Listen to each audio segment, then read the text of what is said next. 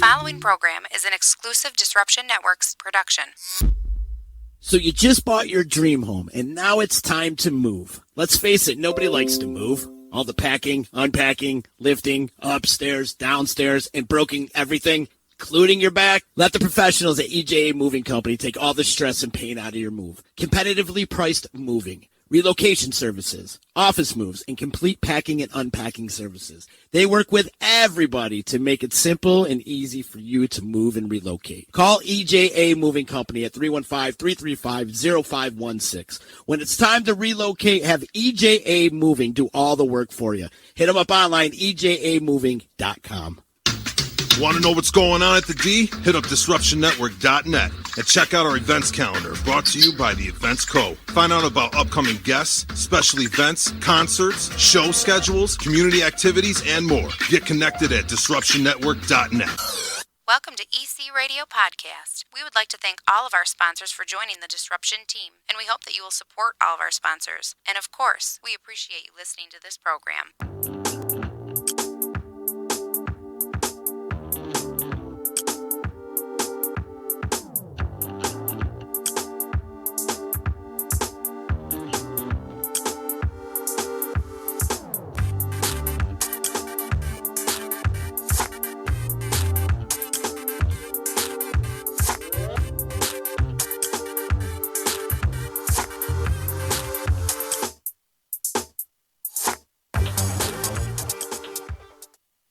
What's good, people? It's your old pal Z, and this is your creative concert calendar. These are the shows you should be checking out in the next couple of weeks.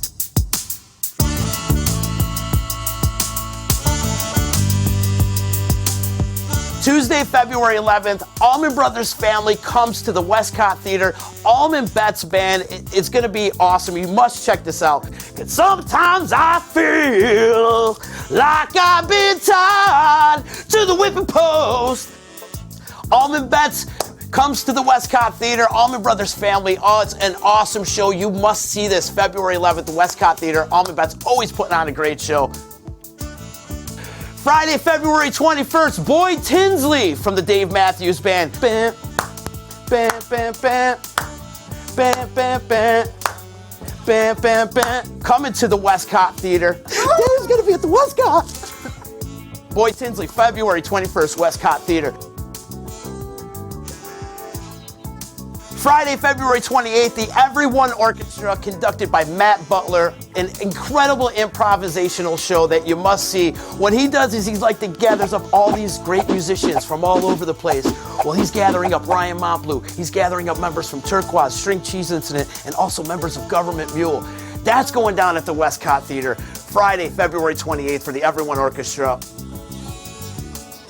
The very next night, on the 29th, the leap year day, the legendary Max Creek makes their triumphant return to the Westcott Theater with special guests, the Lightkeepers. Check it out. The legendary Max Creek, been doing it for over 40 years.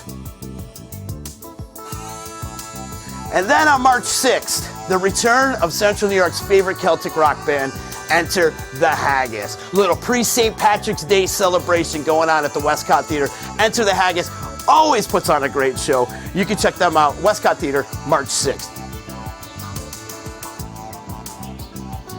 For more information, go to westcotttheater.com, or for ticket information, cctix.com. That's cctix.com. It's your old pal Z, and this is your creative concert calendar.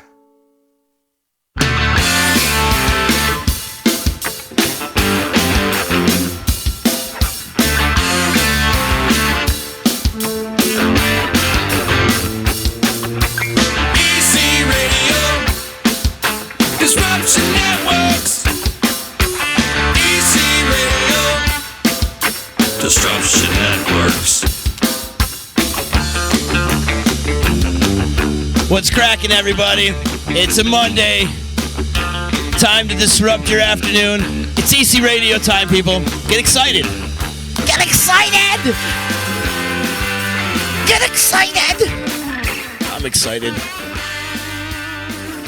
Much love to the sponsors. Thank you, Utica Coffee, EJA Moving Services, my peeps over at Utica Hemp. Much love to all the sponsors. Love them. Saranac, too. Saranac took us up fat at our anniversary party. And I want to thank everybody that came out to our anniversary party on Saturday. Wow, what a kick-ass time it was. We had a blast. We had a great time. Thank you to Annie in the Water, Haley Jane, Trampoline Jetstream, Live Noah for delivering incredible performances. They rocked out, all of them. The kids all did well. What a great night, though. Thanks to all that attended. Thanks to all our sponsors. I got a little tipsy that night. Ain't gonna lie. It was fun. A lot of fun. Check out Haley in the Water, though. If you definitely get a chance, check them out, what they're doing. That Fleetwood Mac tribute is absolutely unbelievable. I'm enjoying everything they're doing. Great people, great folks. Kristy Caruso in the house with me. You're into Fleetwood Mac, aren't you?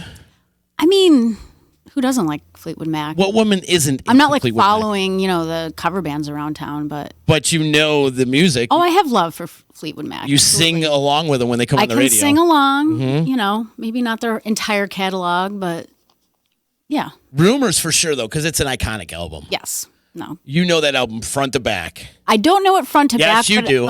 Yes, you do, because it was played on every radio station for Then I probably would. your history. Yeah, my kids like to make fun of me that I know the lyrics to like every song that was ever made. So that is something my brain does really well, is learn song lyrics. Yeah, you process it I can't remember like my whole childhood, but I can like sing along to any song on the radio. So See, I'm the opposite. Really? I can remember some things in my childhood. Oh, I'm jealous. But from like 94 to 2012, completely blacked out.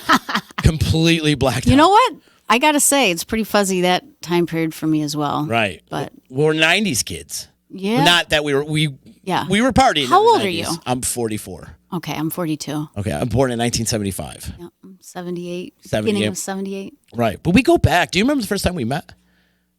I was thinking about that on the way here. And I mean, the EC was like the center of my social life for a certain amount of time, like in my late 20s and 30s. It was the pre-social media. Yeah. Until social media came out right in the social middle media of it. came and fucked everything up. But I guess we just met at the electric company, but I couldn't give you a year. I don't think we did, though. I think it was prior to that. Really? Yeah. I'd love to think that it is. I But think again, it was I prior don't to remember my whole life. I feel like so- I've known you for over 20 years. I feel like I've known you for over 20 years as well. Right. Which is pretty cool. And I want to say it started back maybe at Cripple Creek or one of those back in the day. Oh my gosh, it completely could have. There was a great little music scene back then, Yeah. too. Back in Clinton had that little hub of Cripple Creek. And that I really miss that. that sparked the EC, really. Did it really? Well, because I was my original partner was Brian Dewey in the whole Okay. electric company thing. And we couldn't get a liquor license. So we kind of had a... That won't work. Yeah, we cut ties with him, and Laura became my partner, and then we launched the EC. And I love the Cripple Creek days. It was fun. I had a lot of really fun nights there. yeah, and Yeah. lock the doors and go bowling at night. The bowling afterwards was hysterical. Right. Hysterical. It kind of sparked the Brooklyn Bowl theme now, too. If you know, you've heard of the Brooklyn Bowl, right? No. So Brooklyn Bowl, and there's a bunch of them. There's one in London now. There's one in Vegas. Okay. The original started in Brooklyn, obviously, hence the name. And what it is, it's a live music venue and attached to a bowling alley. No brainer. But it's no ordinary live music venue either. I mean, they're Yeah. bringing in national acts. And Oh, wow. Phil Lesh and just Oh, wow. all the majors, the Roots. So you're like going to see someone you're really excited to see, and you get to throw a couple frames. What a great idea. I love bowling. Bowling is actually, I'm actually fairly decent at bowling. I can beat some people that I bowl. I mean, I don't bowl a lot, but like every time I visit my brothers in Colorado, I feel like it's like, let's go bowling. Like drinking, fun food, I think it's a great activity. Right. Were you athletic as a kid? No. You weren't playing any sports at all? I mean, I played sports, but, I was on like the volleyball team. I was kind of a bench player on the volleyball team. I was on the track team for a couple years. I probably could have been more athletic if I was more motivated. But I don't have like natural tendencies towards playing sports, which is probably why I was so enamored with yoga when I first found it, because it was one of the first times that I felt very confident in my physicality and like, oh, wow, like, I never thought I was good at sports, and not that yoga is a sport or should be compared at all to sports, but It can help you prep. when you're for sports. using your body to do something, and I could like hold myself up in a pose that, previously I'd never accessed strength in my body like that before. So I think that's one of many reasons why I kind of latched onto it and stayed with it. What were you like in high school? I was a hippie Yeah. party girl. You were a party girl? I had Fish or the Grateful Dead? Fish. Fish. Grateful Dead was sort of, I mean, I went to a couple of shows, but I feel like Fish kind of was like a tsunami that moved over my friends, and that was like the bulk of the concerts that people were, making plans for. And Right. I mean, I got decent grades. I was like an A student until like 8th grade when I started smoking pot.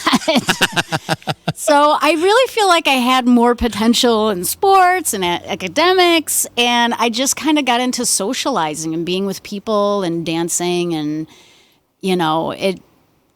But I had such a huge group of high school friends. I mean, you know a lot of them. Mm-hmm. It was just this. You're still tight with them to this day, too, huh? Oh, yeah. Like, most of my friends are my friends from high school. It's amazing. It is amazing. That's rare. I know. And as I've gotten older, I realize how rare that really is. That, like, some people don't talk to anyone they went to high school with. And maybe they have a few college friends, but the bulk of their social life is their adult-made friends.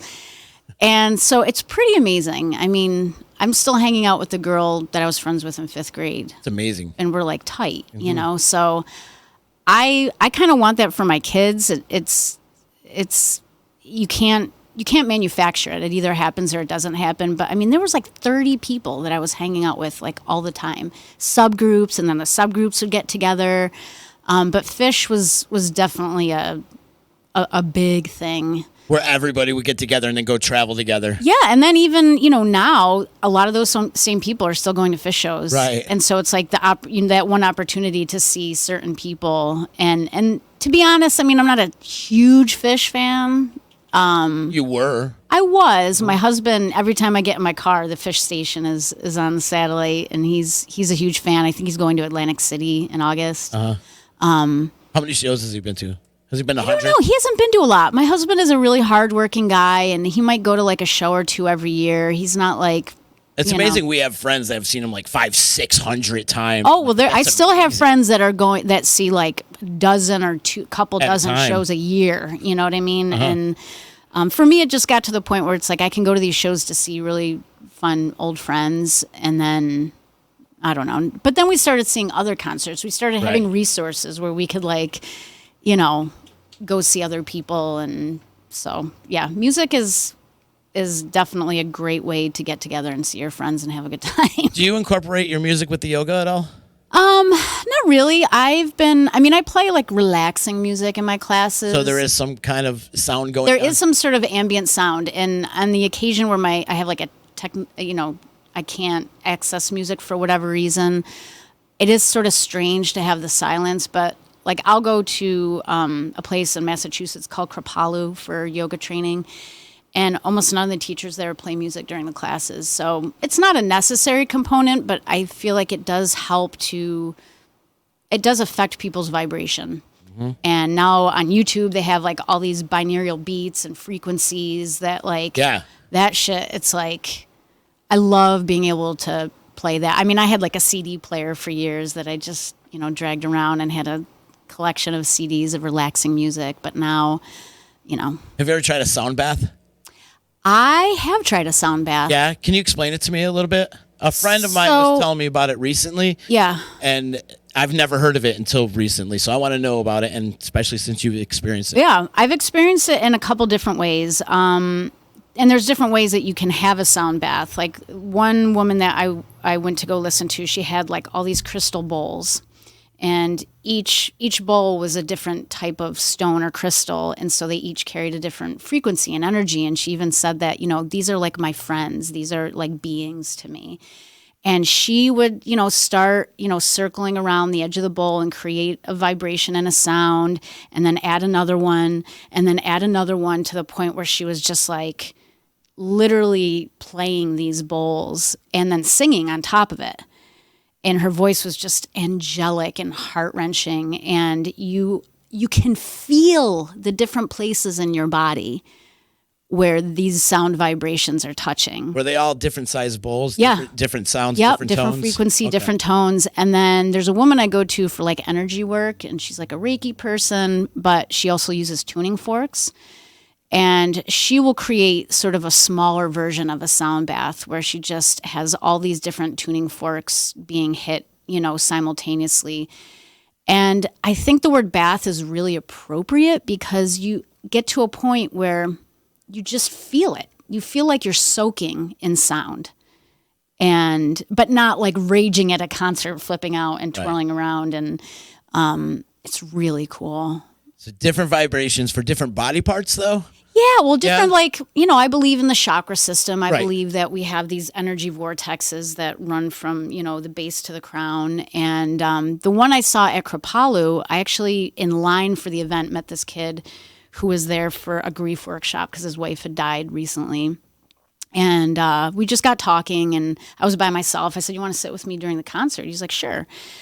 And, I know he's there for a grief workshop. He's clearly got like a lot going on. And at one point I looked over at him and he was sort of like tearing up, and I felt like I was tearing up, and I realized that what was happening at that moment was really pulsating in my chest and in my throat. And, I believe that everything is just energy. So, sound is, just a way to make contact with your particular frequency at that point, and it can change it and alter it. And you can, it's kind of like feeling bass in your body, but a little bit more subtle and maybe a little bit more, Less sickness.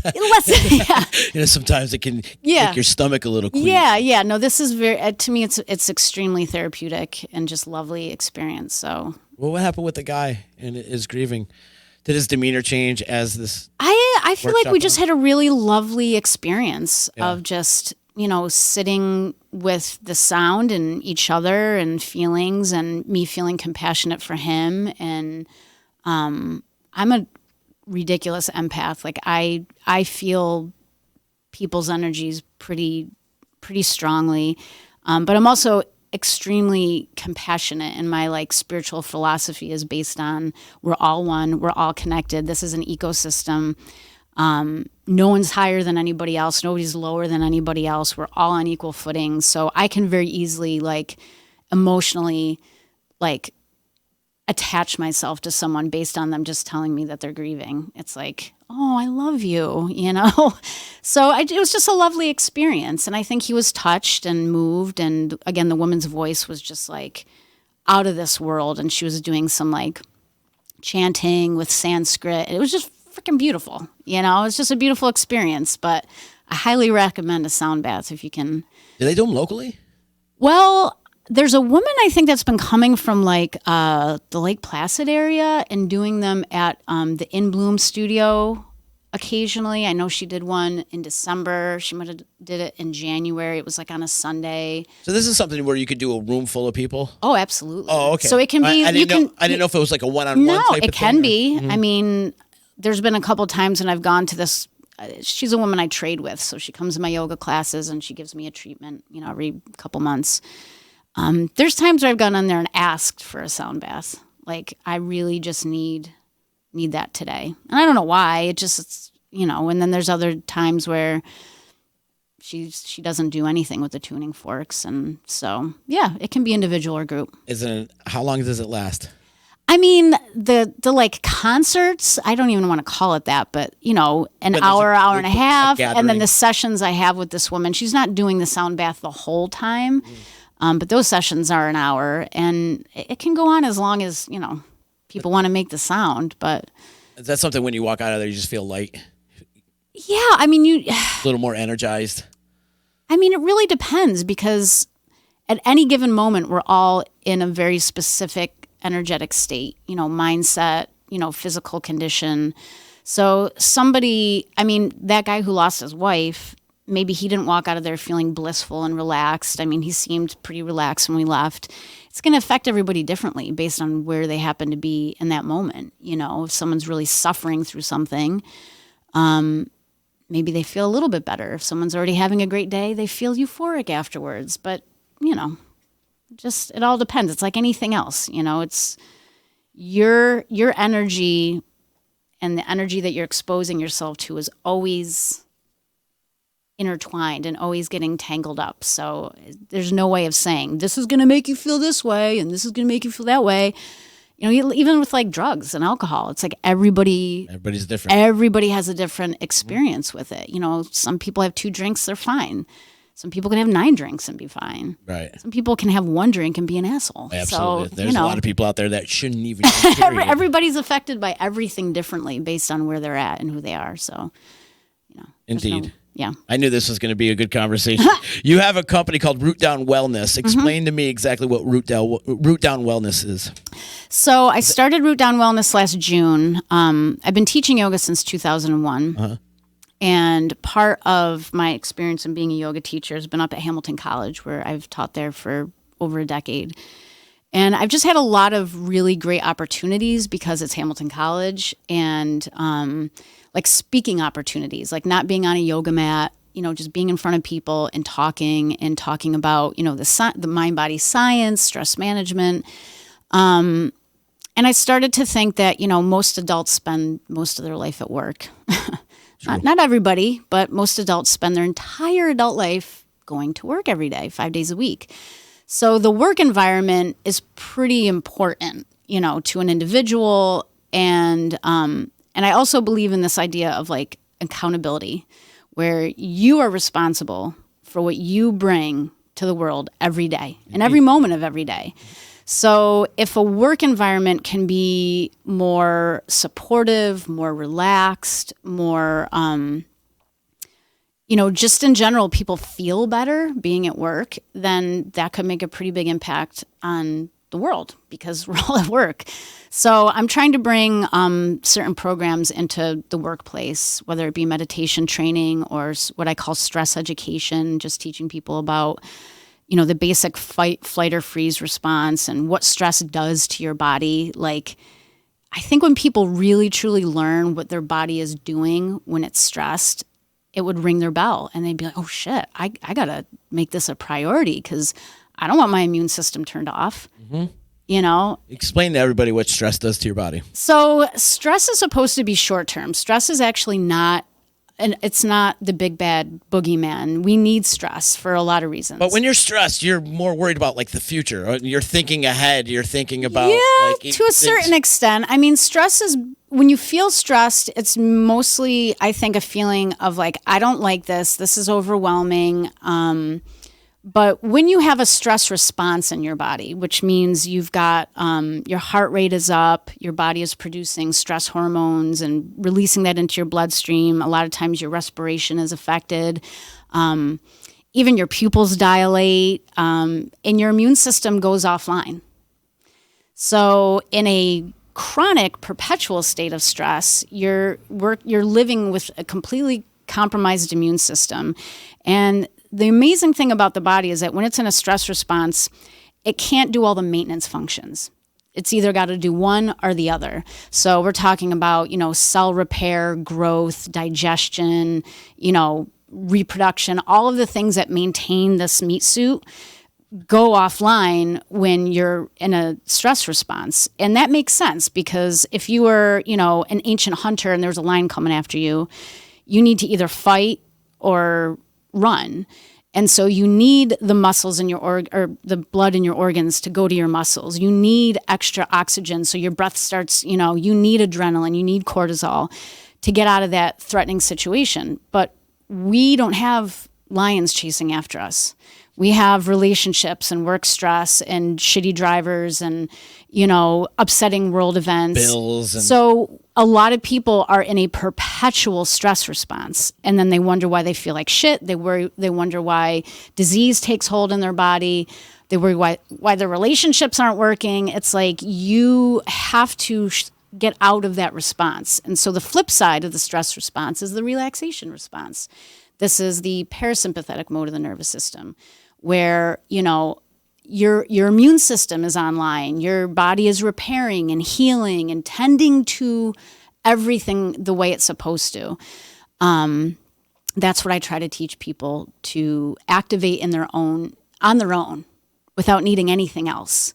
Because a lot of people will reach outside of themselves for relief or release, which I'm not perfect. I reach outside of myself for stress management reasons, but moment to moment, day by day, you find yourself you feel that stress response. It's like, what are you going to do about it in that moment? So through the programs I offer with Root Down Wellness, it gives people tools to, recognize when the stress response is activated and then do something about it. Like on the spot, do something about it, whether it's breath work or, just body awareness or something that shifts the attention to the intention that I want to come out of this response right now. Because, again, it's 90% of all doctors' visits has stress as a component to why that person is there. And this is what I was about to allude to. I was about to say is people have come down with some sort of stress. Yeah. First thing they do is like turn to drugs, turn to pharmaceuticals. And that's like the worst thing to do because you're just masking it. Yeah. Just blocking these receptors. You are blocking the receptors. And it's even like caffeine. Like caffeine works as a stimulant because it puts to sleep the part of your brain that's going to tell you you're tired. Right. So you're still tired. Mm-hmm. You've just tricked your brain into thinking that you're not. It's an alert. You know what I mean? And or as the kids call it, a notification. We'll get into that. Yeah. In a minute. So, I'm not completely against pharmaceuticals. I mean, pharmaceuticals have kept me and my family members alive. Indeed. Right. I hear you. But the overuse of them and the dependency on them, I think we've reached a point in human history that these things have been around long enough that we can say unequivocally, like, this is not working out for everybody. And in fact, the side effects are so severe and so dangerous that we have to find alternatives for maintaining our mental and physical well-being that goes beyond pharmaceutical dependence. So I really think the work I do is a piece of that. Mm-hmm. It's not the whole puzzle, but right.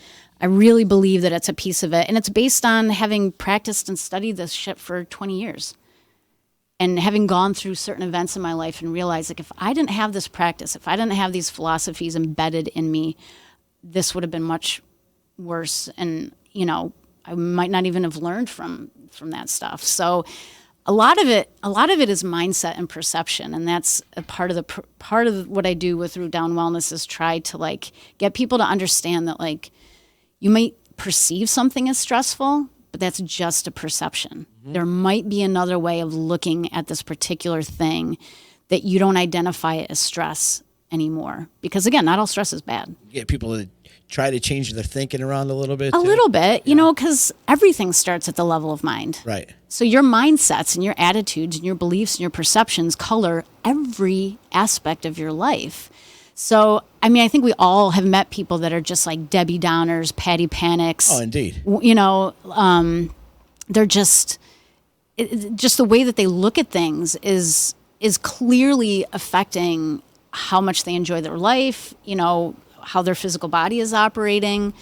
So, yeah, a little bit of an attitude adjustment goes a long way. And so that's part of it. But the meditation training is something I'm really passionate about right now because I can't imagine my life without meditation. All right, perfect, because I am the one. Well, actually, I feel like lately I have hit the meditation state. And you know where? On the treadmill. Okay, tell me more. Well, I had reached out to a few people because I tried meditating for a while. I can't shut the brain off. I can't wait to address what you just said. I can't shut it off because I'm constantly thinking. I'm constantly going. I from morning, noon, and night. I don't stop. This brain don't stop. This body don't stop. I work 4 jobs. I'm nonstop. Go, go, go, go, go. You've seen me. All right. I don't stop. So when it comes time to meditate, all that just goes on. Then there's background noises. And there's like, oh wait, I forgot to do this. Oh wait, shit, I didn't do that either. Oh my God, I got to pay that bill. Who told you you're supposed to shut your mind off in meditation? I think we'll go back to some of my previous podcasts. If you've listened to some, because I've had this conversation with a lot of my guests, and people who actually do meditate. Yeah. And maybe I wasn't getting it in that form. And I tried laying down. I tried sitting up. I've tried the music. I've tried the ambiance. I've tried it all. Okay. But I feel like when I am on that treadmill, I am in a zone. Okay. And my brain is completely off. And I'm just like, and then all of a sudden, I'm done.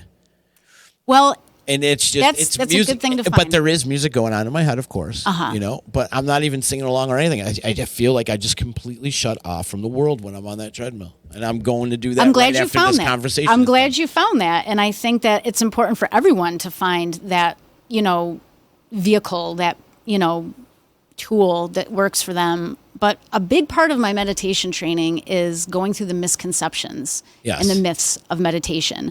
And in one of my slideshows, I actually have like one, it's like, these are the excuses that people usually give me, and I'm about to tear them each a new asshole. Let's do it. Go start right now. And I'm sure I can't shut my brain off as number one. Yes. Okay. You are not supposed to shut your brain off in meditation. That is one of the biggest misconceptions. The mind by nature produces thoughts.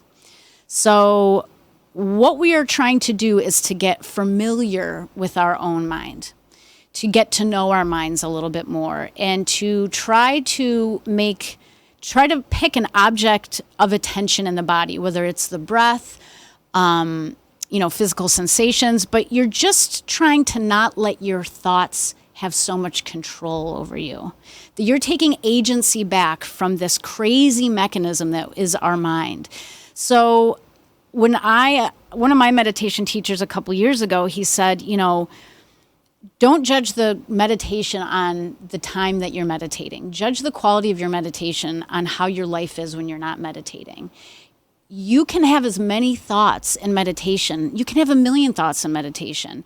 It's being aware that you're having the thought. So there's a difference between letting your thoughts just go on their own. Like they do. And you don't even try to get involved. You don't intervene. It's just an autopilot, and realizing like, oh, I'm thinking about that email I have to send. So the moment that you realize you're thinking about something, that is present moment awareness. That's awakening right there, that you recognize that you're thinking. And then whatever your object of attention is, let's say it's your breathing, you pay attention to your next breath. And then when the next thought comes up, maybe you recognize that you're thinking, maybe you don't recognize it till 20 thoughts later. But when you recognize it 20 thoughts later and you go, oh, I've been thinking, that is a moment of awakening. That is progress. So you're not supposed to shut your mind off. You're supposed to train your mind to not be in control of everything all the time. And so there's days where I will have nice gaps in between my thoughts. And then there's days where there's not a single gap, or like 10 minutes will go by and I'll be like, holy shit, I just let 10 minutes go by and I was just thinking.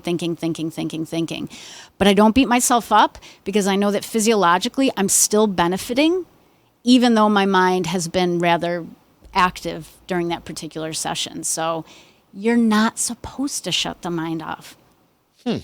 You're the first to tell me this. I really think that that's one of the biggest things that holds people back. It's like, I can't shut my mind off. I can't get my mind quiet.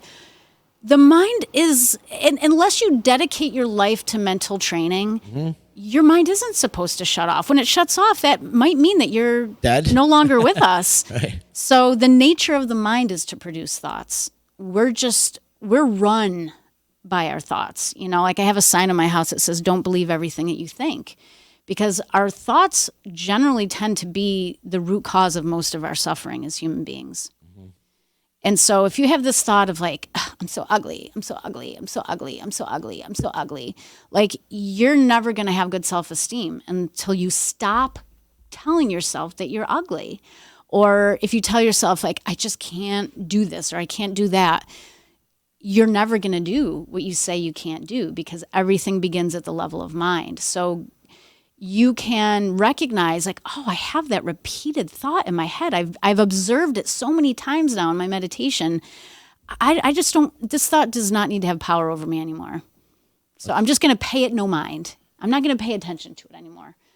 But you're not going to know that unless you sit with your inner landscape. And most people are they just have such a hard time once they go inside. Yet everything that is in your external life is a reflection of your internal life. So this is what makes it so important. And physiologically, there's just mountains of evidence now that it helps with so many different physical ailments and helping people reduce blood pressure and, anxiety, depression, PTSD, stress again. Stress, There's And how about levels. this? While you're meditating, even if you only give yourself 5 minutes, you don't even have to be Z in that 5 minutes.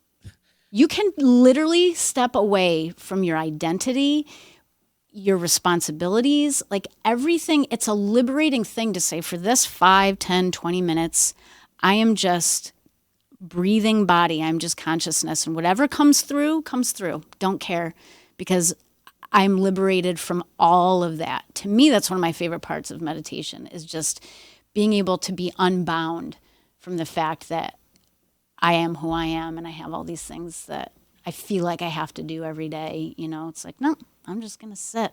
That's me time, right? I'm going to sit with what is, whatever that is. It's your self-maintenance. Oh, yeah. I mean, it's become a non-negotiable in my life. And, I could probably stand to do more physical exercise. I could probably be working a little harder.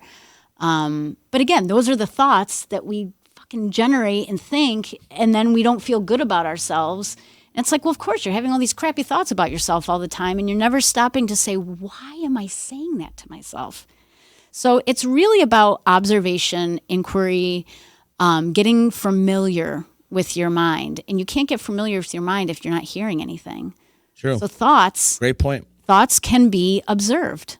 Kind of, like just watching clouds go by in the sky. Well, when you overthink, you kind of take away from what's important in life, and it takes away from the now as well. Right. You're always worried about Right. this and that. You're overthinking. So yeah, with a certain amount of meditation, I think you do get better at just being present and being with whatever is going on as it's going on, instead of having this pre-recorded loop, having an effect on the experience that you could be having if you weren't so stuck in your head. So I'm not saying it's easy, but it's simple. Nothing's it's easy. really, really simple. It's just not easy, but I think it's worth it. And I heavily promote meditation. Well, what are the other misconceptions of meditation? That you have to sit in a certain position. Yeah.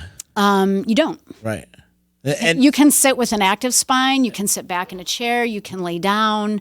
I've meditated on trains and airplanes and cars, and the conditions don't have to be one way. There's certain lineages and certain styles of yoga that they say, or meditation, you have to sit up, you have to cross your legs, and then you go train with someone else, and they're like, no, you don't. Like, just get comfortable.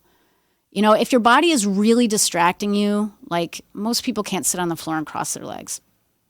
It hurts. So that's all you're going to be focused on, is the pain in your body. So sit in a chair, lean back in the chair, be comfortable. be comfortable.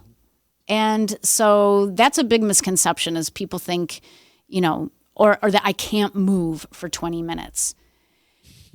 It's like, well, if you have an itch, you can scratch it, but maybe you can watch how that itch goes away on its own if you just leave it alone and observe it. So a lot of what I try to offer people is just like a framework, a skeleton of like, this is really simple, and it's not as regimented or complicated as you think it is. So just see what it feels like to try. I'm trying to think of some of the other misconceptions that I People have. are naturally jittery anyway, so how can you stay still for 20 minutes? Well, I couldn't. it takes practice. I can't stay still for 20 seconds. Well, you can stay still. You're just not allowing yourself to sit with the discomfort of being still long enough for it to pass. Because every sensation, every thought is fleeting. Everything. And that's kind of what we realize with meditation, is that, I might have this sad feeling, but it goes away. Or I might have, this thought about this project that I have, but it eventually passes. There's Pema Chodron is a Buddhist nun that's written a lot of books, and I love how she says, you are the sky, everything else is the weather. So when you sit in meditation, it's like you are the sky. So, sometimes there's a storm coming through, sometimes there's just pretty fluffy clouds coming through, but it's all moving. And that's the nature of all experience, including our minds, is that everything is just passing through. How much attention are you going to give that particular cloud? So Great saying. Isn't it? Yeah. And I mean, and it's really like comforting in times where you feel like your mind is just wreaking havoc on how you feel or how you're responding to something. It's like, wait, no, I'm the sky. That's my basic nature. That's that divinity in all of us is the sky. Pure consciousness. Everything is just coming and going, and nothing stays. Nothing really stays. So it's a cycle. Yeah, it all changes. I mean, we're not the same people we were 20 years ago. Definitely not. You know what I mean? We're focusing our attention on different things than we were 20 years ago. We probably have different people in our lives. Maybe we've lost people, It's like everything's in flux. Nothing stays the same. So meditation is just a way to get comfortable and familiar with those fluctuations. And to get more in tune with yourself as well. Yeah, in the process you do. You really do get to know yourself better. And that's the most important person to get to know is yourself, so that you're not just on autopilot spewing crap at people all the time, Like me. No, you're doing great work. You're being of service. You're doing a great thing. I'm spewing crap at people every day. What are you talking about, Kristy? Listen, we all spew crap, and I'm guilty of, having eruptive reactions and like saying something, like my husband will say something and I'll say something back, and I realize like that's not what I really wanted to say. Like that's just a product of my neural wiring from like years ago. But you can rewire your brain at any time. So meditation helps to rewire the brain. I'm glad you said that too. What's another way to rewire your brain? Another great way to rewire, repetition is how the brain changes. Okay. So whatever you repeat, you will become that. So anything that you want to download, because we really kind of are like a biological computer. Mm-hmm. There's a lot of associations with computers and us. But if you want to download something, you just got to repeat it over and over and over and over. It's like walking in the woods. You make a path and you walk that path every day, and the path gets beaten down, and it's a real path now because I walked it every day. But if you decided I'm going to start going that way, the other way, that path that you already made is going to grow in, and the new path is going to be formed. That's how our brain works. So if you want to program something in, you just have to repeat it over and over with intention. You know what I mean? But it works good and bad. You start smoking cigarettes, you start, I don't know, yelling at people when they're driving like jerks. The more you do that, the more you're creating that neural network in your brain. But if you stop doing that, that's going to grow in, and whatever you're doing, whether it's take a deep breath or, think to that person like, may you know peace, may you be happy today, instead of like, fuck you, what are you doing? If you change your behavior consciously and intentionally, eventually your brain is going to be less likely to scream at that person because that network was grown in. Mm-hmm. So repetition, that's it, Here's your soapbox right now. You have a platform right now to get 1 point across to the world. What's that? Some kind of advice or just like a PSA, a public service announcement that you could tell the world. Here's your soapbox. That we are all energetically connected. And so let's take that into consideration every moment of every waking day. That we are all connected and we're energy. So what you think is real. Thoughts are just as tangible as, this desk. They really are. Mm-hmm. So let's all live from that awareness that, you can either smile at someone and make them feel better, or you can not even look at them and not make, and then they don't feel seen, So a lot of what I promote is in service of just trying to make the world a kinder, more compassionate, more loving place. Absolutely. And it starts with each person. But if each person doesn't want to spend any time on themselves, then they might be operating from old habits and mindsets and traumas that you can work with that, but it takes effort. And we live in a society that's like, no, give me a pill. It made me feel better. It's right. Like, well, why don't you try meditation every day for, 2 months and see how you feel? Try something else. Try something else, just, but it's got to be repeated. Mm-hmm. And in order to do that, you have to have the intention of, I'm going to create this new habit, whether it's a mind habit or a body habit. But where do you start? By studying yourself. And that's really what meditation is. Starts from within. Yeah. And then you can shed all that from there, You got to look in the mirror. You know, you gotta go inside. And I think if everyone was willing to do that a little bit more, I'm not saying we should all go sit in a cave and, you know, we're trying to live modern lives in the context of where we are. It's like I tell my kids, it's like, you can't be an asshole. Right. It's one thing we say around here too. Don't stop being a dick. You know what I mean? Like, don't be a dick. You're going to be living with people, working with people, in relationship with people. You're going to have an effect on every person that comes within a few feet of you. So what are you bringing? What are you bringing to the world? And I feel like yoga and meditation has made me a more loving, compassionate person.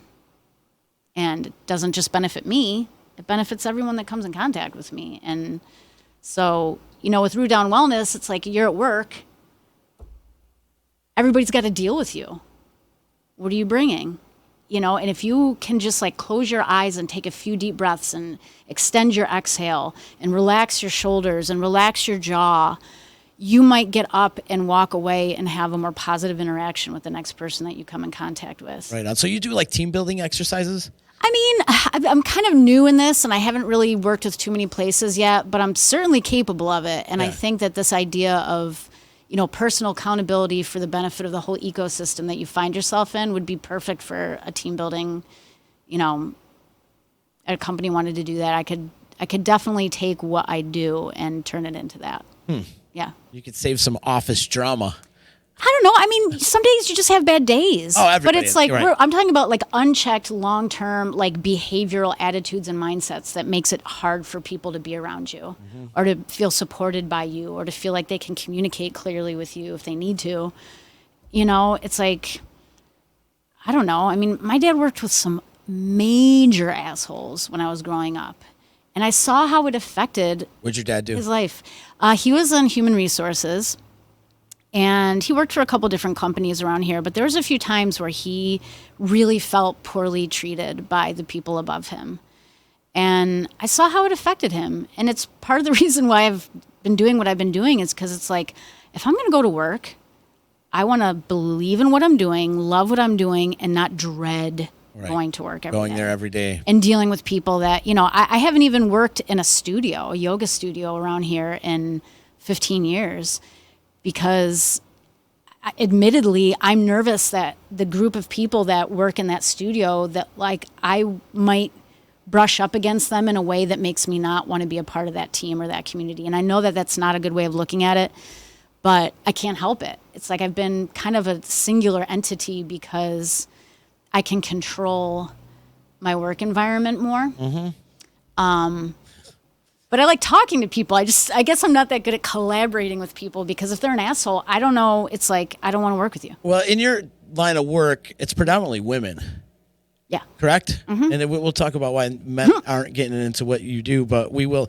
But I feel like women are just so territorial and they don't get along with each other. And it's why do women like hate each other? What's the beef? I think at the root of it, women are deeply self-conscious.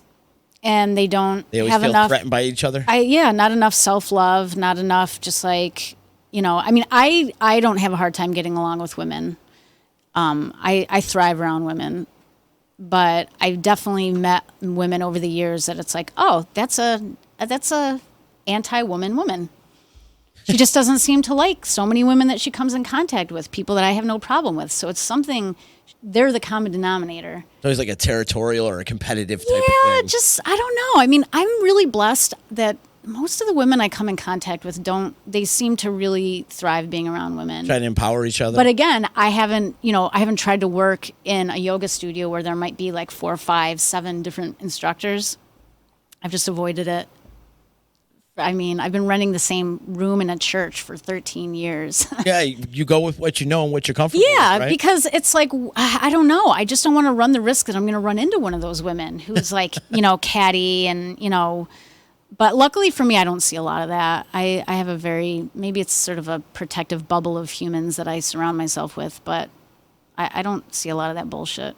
So when you do these yogas, where is it at? You mentioned it, church. So I teach at St. Stephen's Church on Oxford Road in New Hartford. I have a Tuesday night and a Thursday morning class there. It's a $15 walk-in. You don't have to sign up, pre-register, anything. That's on St. Stephen's Church. And then I teach at the Utica Library 5 months out of the year on Monday nights, and that's a free class to the public. And that's 6:30 to 7:45. Free class. Yeah. Really? I mean, I get paid. The library pays me, but yeah, it's free. And then I work up at Hamilton College, and I teach a bunch of classes up there. So really my community classes are just St. Stephen's Church and Utica Library. You keep busy, though. Yeah. I mean, I'm also kind of running my household. My husband works like an animal. So Your husband is an animal. My husband is a beautiful animal. I'm glad we brought your husband up because Dave Good. and Lofi are pretty much the inspiration behind me doing a podcast. I love it. It's true because they were doing their podcast well before anybody else around here was doing it. And Yeah. Prima Nocta was First in my basement and then in my spare bedroom upstairs. probably like 2012. I think it was maybe 2011. Sounds somewhere about around right. Right Yeah. around that time. Yeah. They were doing it and they had me in stitches at all their podcasts. And I'm like, well, if these morons can do it.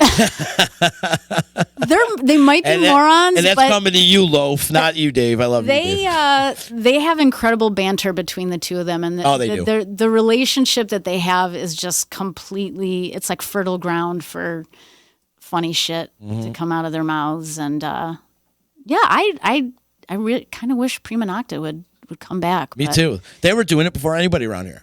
They really were. It's so funny to before even there hear was a- you say that because I wasn't even aware. Like, are people listening to this? Like, Yeah, we'd listening get to it. like we'd have some friends that were like, "Oh, I listened to it," but I really never knew. Like, is this extending outside of our group of friends? Probably not, but I'm part of your group of friends, right? But I never stopped to think who's listening to this. Right. And so it's funny to hear that not only were you listening, but it inspired you, but they had good chemistry, right? They did, yeah. And you made an appearance on there. I did make an appearance. You had to give it to them straight a little bit. Yeah, I think I would be embarrassed to even listen back to that. I don't even remember what I we think talked about. they would be said. embarrassed to listen back to it too. Now, times have changed so much. Yeah, Such a short. a lot period of has time. changed since then. Yeah. But I think we have all the equipment still in our house. My son may have taken some out to Colorado because he's getting into like recording music and is he? stuff like that. So he may have taken one of the microphones. But forever, this stuff has just been sitting in a closet upstairs, and Yeah, we have a Prima Nocta mug in our cupboard to remind us of the glory days. the glory days. But Dave would probably really be tickled to hear that Oh, it's true. I would listen he all the time. inspired anybody with Prima Nocta. No, seriously, because they were doing it. They were doing it well too. They had some, like you said, good chemistry, and they were funny. Rob Paulings was on there. Derek Van Schoten was on there. Wasn't Derek? Yeah. I think Derek was. Our friend Kevin Curran went on there. Like the whole circle of. It was some funny stuff though. A lot of great it stories. was funny. come out I of think it. Loaf was probably more motivated. He had to be because he was living in Vermont and he had to come down here to do it. I think they maybe did a few up there, but then I remember Loaf was sort of nervous because he was working with children. And like, what if they listen? And what if they hear me say something that I don't want them? That was excuse of why I couldn't been on their podcast. So they didn't want me on it. It was because there's kids It's like, listening. I don't know. Like, can't you have a part of your life that just isn't completely dominated by who you are at work? He's killing it too, by the way. He's As really much as I killing don't it. want to give him any praise or any of that, because you got have to. You have to see the Instagram messages this guy sends. I would like to maybe On- take a peek of that on before I the leave. daily. It happens daily. I got to deal with Instagram. I love Loof to death, but he's a psychotic son of a bitch. That's for I'm sure. so proud of him. Me too. He's really created a great life for himself, and like his dojo, opening up a dojo. And he's teaching kids, and he's It's doing like great. it's hard to marry the Loaf of 20 years ago Right. with the Loaf now, but he is killing it. I'm so proud of him. What about you? If you could go back and give yourself some advice, go back in time, give yourself some advice. What would you tell yourself? If I could go back in time and give myself advice, I would tell myself to not let fear get in the way of doing anything. Solid. I feel like fear's had a really negative impact on my adult life. Set up some roadblocks for you. Oh, yeah. Held me back, silenced me, put me into anxious states. It's like I do yoga and meditation, but I've had anxiety issues. I've had psychosomatic symptoms show up in my body. I actually was like numb on the right side of my body for a couple years. Didn't tell anybody about it, and it would come and go and come and go. And finally, I'm like, I'm really scared about this. I got to see what it is. So for like a year and a half, I went and had like MRIs and went to neurologists and everything. And at the end of all this testing, I'm sitting with neurologists in Syracuse, and they looked at me. They're like, we think you just need to relax. We can't find anything that might be causing this. We can't find any damage to your nerve endings. Like, and I'm like, fuck you. I'm a yoga teacher, and you're going to tell me to relax? But that was such a poignant event for me in my life to recognize how easily stress can manifest into physical symptoms in your body. And then I looked back and I rewound, and I'm like, oh, wait, this kind of started when my father-in-law had a stroke. And then it got worse when my father-in-law was diagnosed with cancer, and my husband was, dealing with the reality of a dying father. And it was like, there was a lot of stress, but I wasn't tending to myself properly. And so it turned into these symptoms. And so that morning that I was told to relax, I went to breakfast with Dave, and he's like, you don't seem happy. Like, why aren't you like so thrilled that you don't have MS, you don't have a tumor? Like, this is great news. I said, but something is causing this symptom. I mean, this is from my foot to my head that I feel this like tingly numbness. So I said that day, okay, fine. They can't find anything wrong with me. I'm not going to be afraid anymore. That's it. I'm not going to fear these symptoms. And once I made that decision, they never returned. Really? Yeah. Just by shutting it up. I cured my neurological pathology by changing my mind. So to me, that experience was necessary in my career because I can now speak of mind-body medicine from the perspective of experience, where I let a very difficult time in my life build up without the proper release and maintenance to the point where my body was screaming. That's what the body does. It sends you messages, red flags. And some people listen, some people don't. Some people don't correlate that their physical symptoms might be attached to their mental state or what's going on in their life. But stress is a physiological event, and I experienced that. So firsthand. So that was your life-changing. It was definitely one of them. That's what brought you down this path. That launched me, like, excuse the term, but balls deep into mind-body research. And I discovered a lot of amazing pioneers and people in the field that were saying things that it's like, this is what I want to communicate to other people. I want people to know that, like, you're not a victim of what you're feeling, that you can actually do something about it. Was it a repetitive thing to change it, or you just kind of just shut it off? Well, again, I just made the decision that day, no MS, no tumor. I don't have some lupus or weird disease. Right. So clearly I don't need to be afraid of this anymore. If it's just being generated by stress, then I don't need to be afraid of it. And that seemed to be enough. Like, just recognizing that it was psychosomatic and that I didn't have to be afraid of it. It went away. Amazing. And I've had other things come up. Power of the mind. I'm telling you, like, I believe in this stuff so much, and there's so much amazing research being done to connect, our mind states with our physical symptoms, that it's just kind of undeniable at this point. It comes down more to the willingness of people to try to work with their mind, with the intention that maybe this will help my stomach issues. Maybe this will help with my headaches. Maybe I won't feel so tired all the time, but you don't know till you try. Right. So that's what I say all the time. Like, just see what it feels like to try. And, if it doesn't work, then move on. Right. Exactly. But you're never going to know. So never going to know until you try. Yeah. But how do we go from loaf to that so quickly? I don't know. What the hell happened? Welcome to my world. I don't my mind. ADHD world. I don't mind if you don't mind. No, not at all. It goes from one subject to another constantly around here. But I knew this was going to be a great conversation. I do want to talk about, you're one not to have social media. Yeah. And like, you're really adamant about not having social media. What's the beef? I mean, I get it. And you know what? I'm kind of jealous of you that you don't. I need it, as we're live on Facebook right now and all the social media. I get it. I need it for promotional purposes. I know. But personal-wise, I want to get rid of all my personal ones, but I can't because I kind of need it for this. Yeah, I could probably be doing a much better professionally if I wasn't anti-social media. I completely acknowledge that, 100%. First of all, I really believe that,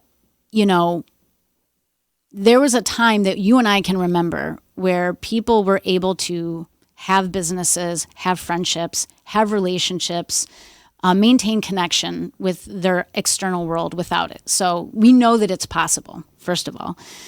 Second of all, there's increasing evidence that social media is contributing to depression, anxiety, especially in younger people. College-age kids especially are very susceptible to, the comparison and not feeling good about yourself and feeling, like the spotlight has to be on me and everybody has to see me in order for me to have value. And I think that's total bullshit. And so this was probably about 4 or 5 years ago. I opened a Facebook account because someone was like, you have to for your work. You have to. I'm like, fine, I will. I think I was on for about 8 months maybe. And what I realized is that people that I generally liked in real life, when I started to be exposed to what they were putting on Facebook, I started to not like them. And I didn't like that. It's like, whoa. I'm like, ugh, by this person because I'm looking at their social media crap. So I do have a Facebook. I never even went back to close it. I'm just like, I'm done with this shit. Like I don't need, like the people that I value, I will get to them and they will get to me. I really don't need to see everybody's shit. I really don't. And I think that it is turning into a very detrimental vehicle in a lot of ways. Like I believe in it for people to promote themselves and to get good information out there and to spread positive things. But there's just so much garbage attached to it. There's so many negative side effects of people, trying to promote their business. Yeah. And there's actually a couple great TED Talks of like people just tearing apart, like, these are the reasons why people say they have to be on social media. And I'm going to tell you that you don't. And I don't know. I don't want to be like a jerk about it. I don't want to like make people feel like I'm better than you because I'm not social media. For me, my daily time and energy, I feel better not being connected to it. And I see how my kids are scrolling through Snapchat and Instagram. And it's like, the world is happening out here. Look the fuck up. Like the world is not this mini computer. Mm-hmm. It's not. It's not. That is an illusory world that you're giving your time and energy to. I just find that there's so many more things, even if it's literally staring at a tree, is better for my heart and soul than looking at what people are eating and where they're vacationing and their politics. I just can't stomach it. That's what turns me off about politics. I'm sorry, your political post is not going to change anybody's perception. It's not going to change it. You're not going to change the way they think because you're posting that political post. I'm telling you right now. Yeah, and you know that people are posting. Nobody cares. Yeah, no, that stuff I wouldn't last a second listening to that. But even just like, look at how great my life is, and look at how great I look in this picture. It's a false sense of reality. It's a false sense of reality, and I am only on this earth once. I'm not going to consume my daily energy with a illusory false thing, which that's what I think social media is. But I'd probably be making more money if I would just get over it and use it for, promotion and inspiring people. I don't know. Who knows what I could be capable of if I was on it. But so far I've managed to I still wake up every day and I'm still breathing. Right. And yeah, I'm not going to your phone and seeing. Oh, I use my phone to call people, text people, check my Gmail account, check the weather, help me get somewhere every once in a while. It's a pretty basic instrument for me, and I really prefer it that way because I want to. Great way to be. I want to be looking out, not down. And even in my yoga classes now, I make people like look up and open their chest so much more because it's like, we're not designed to look down this much. It's going to affect your posture. It's going to affect your health. By looking down, you are compressing your lungs. You are squashing your internal organs. Like physiologically, it's not good for us. And so I've had to incorporate more looking up into my classes. And I remind people like, hey, if you're going to look down 4 hours out of the day, you better look up. Great words. To balance that. So I think I'm not fully recovered from my last incarnation, and I'm not really supposed to be alive in 2020 because technology is like, I don't know. It's a lot. It's not my thing. I just can't seem to get enthusiastic about it like everybody else. So Hey, that's I feel like a black sheep. not a bad way to be. Well, I'm glad you say that because I do get a stink eye Yeah, I'm sure. every once in a while. Yeah. Like, I'm not saying I'm better. I swear to God, do whatever feels good for you. Right. It doesn't feel good to me, so I just don't do it. Right on. Yeah. That's it. It doesn't feel good. So F you, social media. Unless it's something so horrible, but No, it does make everybody so disconnected when everybody's staring down at their phones, and I'm guilty of it. I do it every day. First thing I grab for when I wake up in the morning. yeah. I check. And isn't that the irony that it Yeah. does disconnect when it's supposed to be connecting all of us? Right. It's like it's been around long enough that I think people get that, but yet it's been woven into the fabric of society so much that it feels unnatural if you're in it to pull away from it. I just never got in. So now I don't have to worry about what it would feel like to pull away because I just never. You're right, though. It is causing people to be depressed from it because they're all starving for likes and attention. And It's a dopamine hit. Yeah, I mean, right. you could go online and learn about the brain mechanisms behind social media. It is a dopamine hit. And when you don't get it, you start to feel bad because you get used to that hit of dopamine, Right. the feel-good chemicals. Yep. The gratification. Yeah, but wouldn't it be better to get a dopamine hit from like helping an old lady carry your groceries out at the grocery store? You might miss that she needs help if you're looking down. Right, helping people. You know what I mean? So look up, look around you, Pay attention to your surroundings. have more of your life be where you are, not somewhere else. Because that's the other thing. You're looking down, you're not where you are.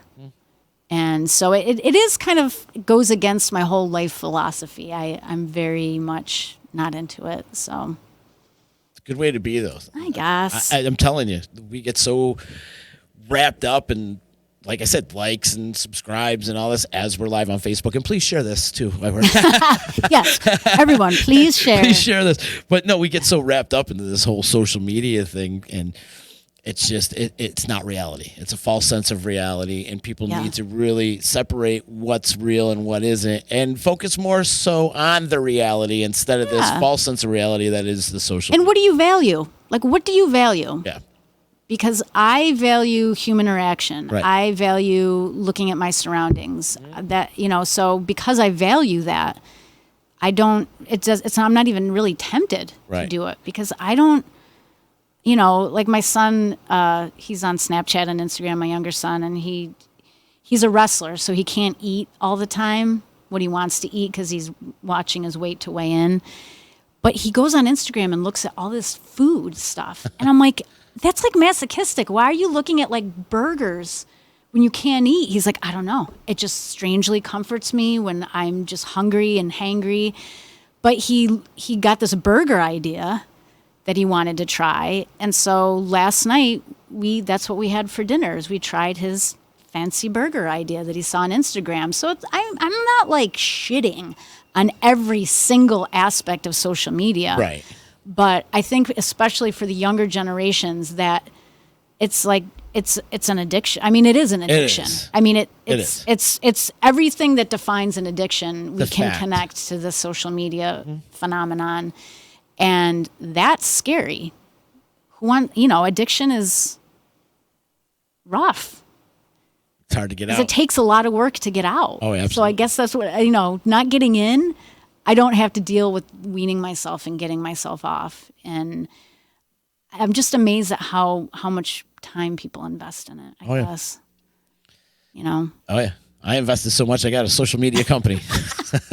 Again, there's lots of positives. There's lots There of is. good things that But can if I come could from get it. rid of my personal, I would love to. Yeah. And just be able to promote the D and everything else that I got going on. But the personal one, you need it. And you're looking through and it's like, God, why am I friends with Well, this one? your particular line of work, I think, speaks to... We need it. Yeah.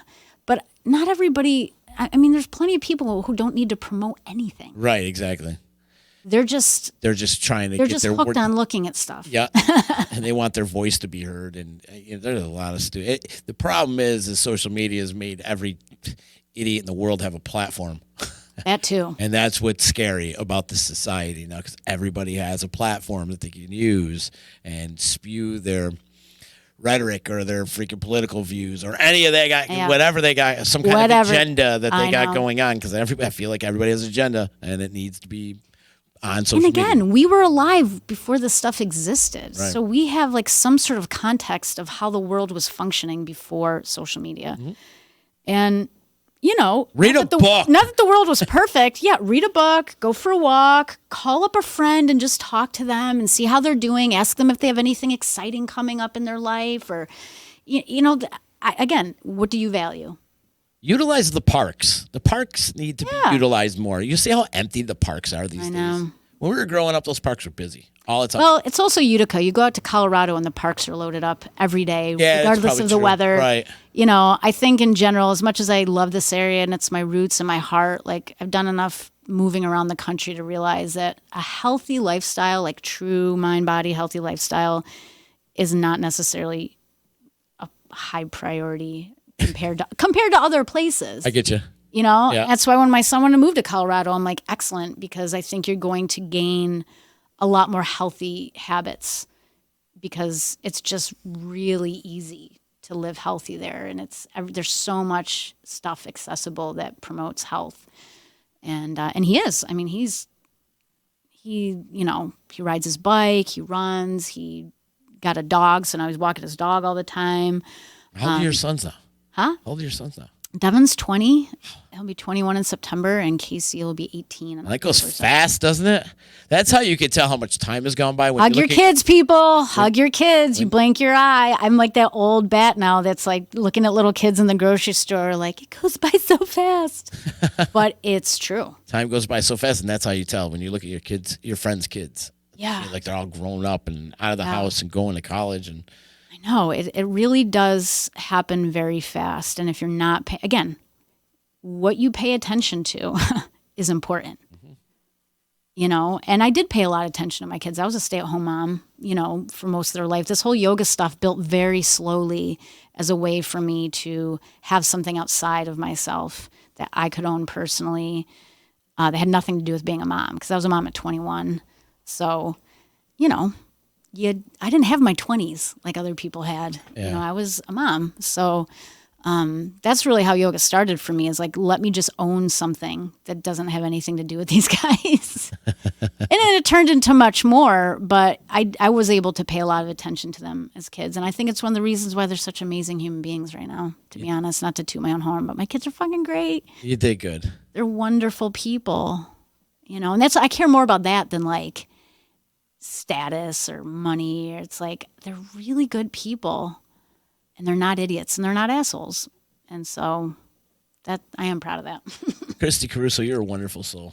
Oh, I'm so glad we got to have this conversation today. I loved this. We went through an hour and 15 minutes and it went by like that, right? Wow. It always goes by hour fast and 15? when it's fun. Yep.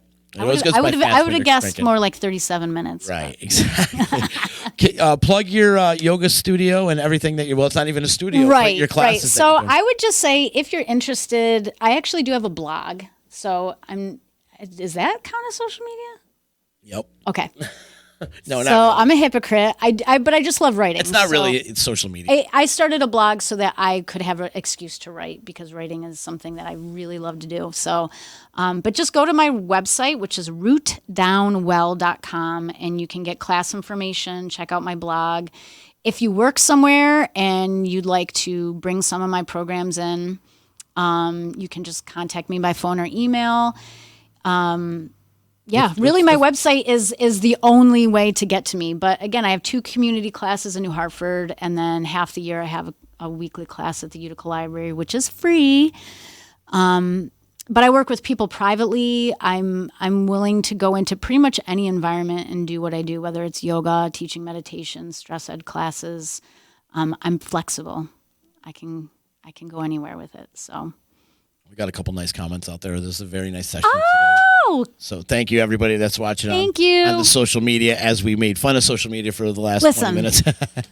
Not made fun. Just I try know. to shine a light on No, the you're right, reality of though. it a little bit. You're But right. I don't think it's a big evil monster. I just want people. It's Well, like, it is and it isn't. It's like anything else in life, moderation. It's like Moderation. tuning an instrument, not too tight, not too loose. There's a middle path to everything. So you're the middle path, you're using it for good purposes. So I'm not shitting on it. You're awesome.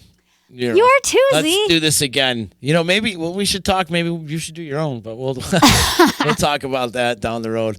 Much love to my sponsors. Give love to Utica Coffee. I was there today. I love Utica Coffee. I thrive on that stuff every day. Wake the hell up. They really mean it. When you drink that stuff, you're woke, which is what all the kids say these days, right? I'm trying to be hip, Kristy. You are doing a great job. I don't know if I'm doing a great job of being hip, but also much love to EJA Moving Services. When you're ready to move and relocate, hit up my boy Eddie and his crew. They do an amazing job. They'll move you pretty much wherever you want to go.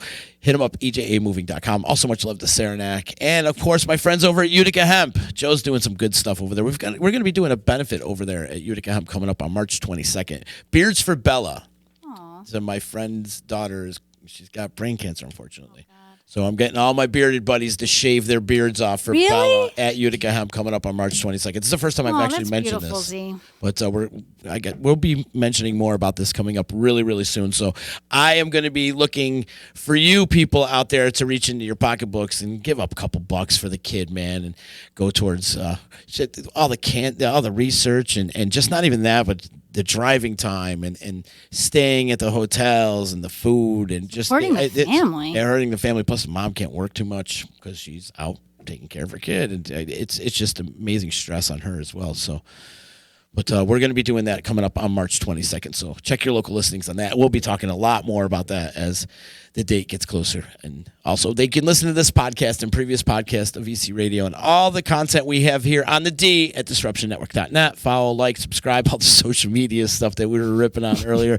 You could do that when it comes to Disruption Network. Just Google us. That's pretty much simple and easy. Google us or find us at disruptionnetwork.net. Andy Sorka joining me tomorrow. Thank you, Sarah Whittle, saying this is awesome, shaving the beards. Kristy rocks. Thank you, Sarah Whittle. We love you too, Sarah. Thank you. Sarah, you got to come on the show too one of these days. I'd love to have you on and chop it up with you. But it would be a lot of fun. Andy Sorka from Our Common Roots joining me tomorrow, which our friend Graham is the bass player in that band. Oh, really? Yeah, he's playing bass in that band. Andy's launching his new season of podcasting coming up, Hidden Jams. So we're going to talk to him about that. And then Wednesday, I got Bianca Devins' mom coming in. Wow. Yeah, it's going to be pretty deep. In fact, that kid, they found him guilty today. Really? Well, he pleaded guilty today. Okay. Well, he had to. He put it all over social media that he. We're going to get into that, but Bianca's that it's going to be real touching on Wednesday for sure. We're going to get pretty deep on Wednesday. I know it's going to be, but I think I need to have this conversation. Life is deep. Exactly. Okay? We need can to either have touch it or not. And she's willing to talk. And they have That's this amazing. gala going on for her coming up in a little bit that they're promoting. So they're trying to get to raise awareness. You're being of service, and I'm really proud of you. Thank you. I'm proud of you too. You're doing great stuff out there as well. So keep up the good work and Thanks. Root Down Well. Root Down Well is my website. Yep. And Root Down Wellness is my company. Root Down Wellness was already taken by some other poopy head out there. So rootdownwell.com is my website, and that is all you need to know to find me. Awesome. Thank you so much. Thank you, This has been a lot of fun. This has been fantastic. We'll see you tomorrow, people. Later.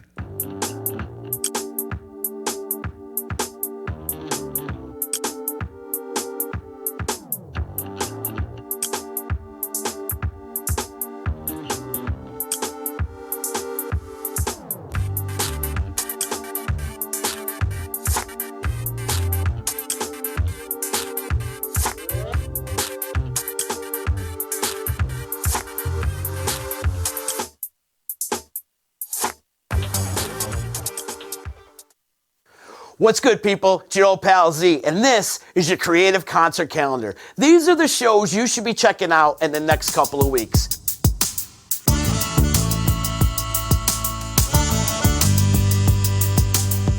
Tuesday, February 11th, Allman Brothers Family comes to the Westcott Theater. Allman Betts Band. It's going to be awesome. You must check this out. 'Cause sometimes I feel like I've been tied to the whipping post. Allman Betts comes to the Westcott Theater. Allman Brothers Family. Oh, it's an awesome show. You must see this February 11th, the Westcott Theater. Allman Betts always putting on a great show. Friday, February 21st, Boyd Tinsley from the Dave Matthews Band. Bam, bam, bam, bam, bam, bam, bam, bam, bam, bam. Coming to the Westcott Theater. Dave's gonna be at the Westcott. Boyd Tinsley, February 21st, Westcott Theater.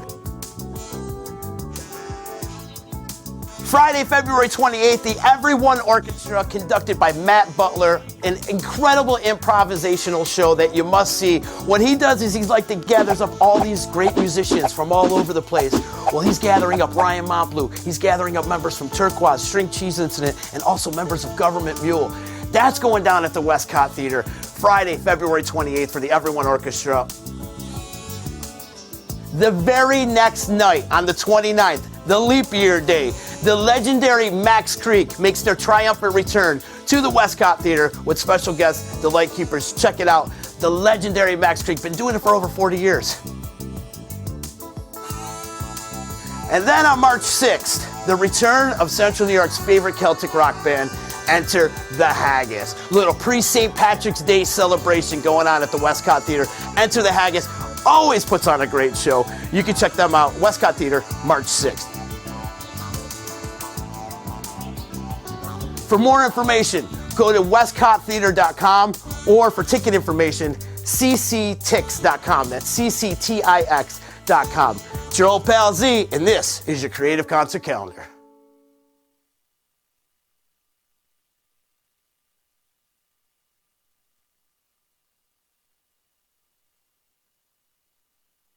So you just bought your dream home, and now it's time to move.